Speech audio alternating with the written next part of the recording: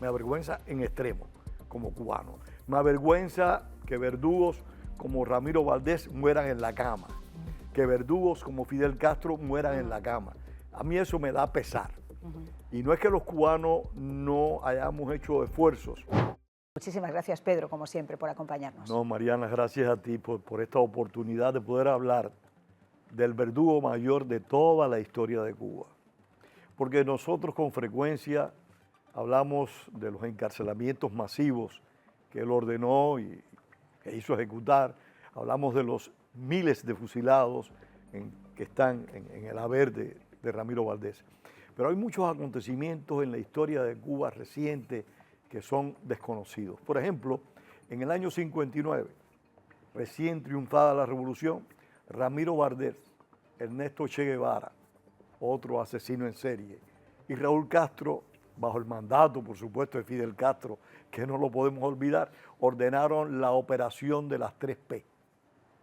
0 prostitutas, 0 proxenetas y 0 pederastas. A cualquier persona que ellos quisieran identificar como cualquiera, en cualquiera de esas actividades, eran capturados y llevados a genuinos campos de concentración, sin ser juzgados, sin ser procesados, a lugares bien lejanos de la civilización dentro de Cuba, a los extremos, a los callos. Sí. Y esa fue una práctica regular que desgraciadamente el tiempo ha ido cubierto.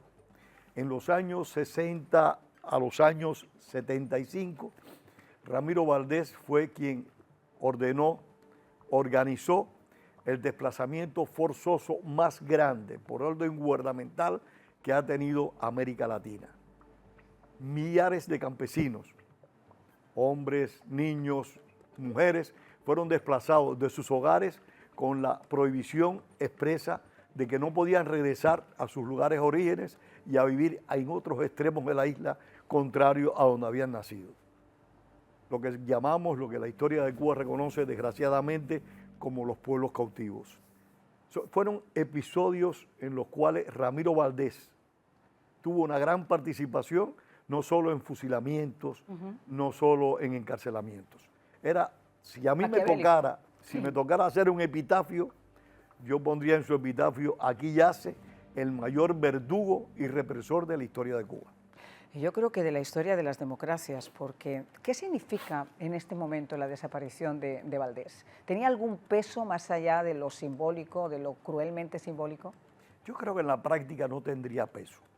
No me parece, porque aunque él todavía aparecía como viceprimer ministro y miembro del buró político, no creo que estuviera en capacidad de tomar decisiones, pero el simbolismo de él tenía mucha más trascendencia que cualquier acción pública que él pudiera ejecutar.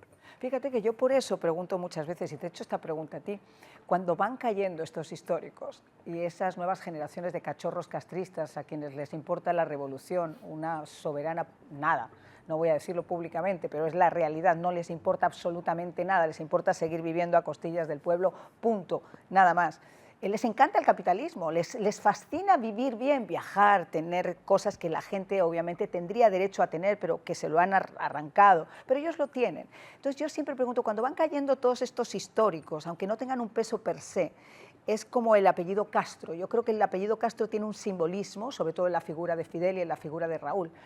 Y siempre he hablado, y me lo he imaginado quizá, porque yo no tengo los conocimientos que tienen ustedes, que esa sería una ventana preciosa, por lo que yo veo desde afuera, para que se pudiera tomar un relevo. Yo creo que sí, en eso tienes toda la razón, me parece.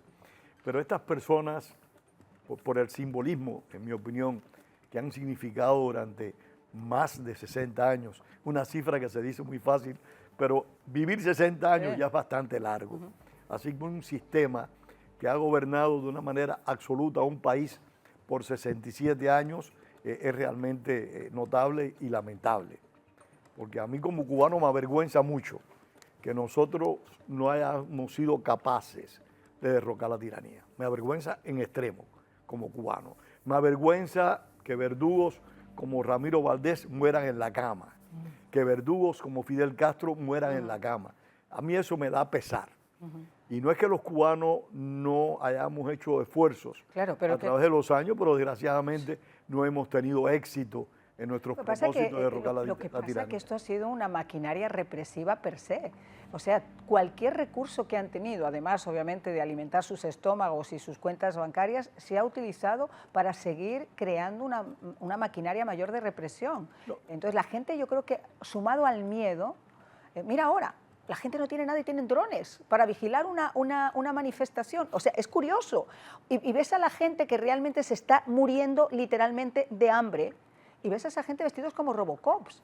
O sea, ellos han seguido alimentando esa maquinaria de represión. Le voy a mandar a tu productora unas fotos que recibí ayer de Cuba. Y realmente son las condiciones físicas en las que están esas personas. Terribles. Es un campo de concentración nazi, de verdad. O los campos de concentración de Valeriano Weyler en Cuba a finales del siglo XIX. Fíjate, yo recuerdo que Javier Larrondo nos mandó hace...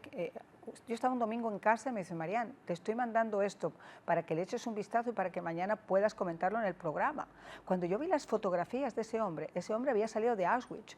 O sea, era un campo de concentración per se, y no es el único. Javier Larrondo ya ha documentado casos como el de, no recuerdo cómo se llamaba en estos momentos, este hombre que dio la foto, la vuelta, yo creo que al mundo en los principales titulares. Es horrible, la situación de Cuba es desesperante, pero yo por lo menos, a mis compatriotas no les gusta que uno lo diga, pero la corrección política nunca me ha gustado.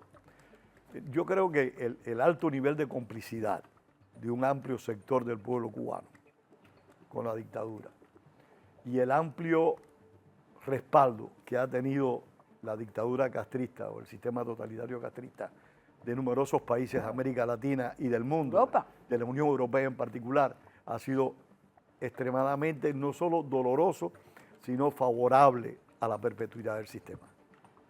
Han tenido mucha ayuda, no solo la represión, han tenido mucha ayuda de adentro y de afuera.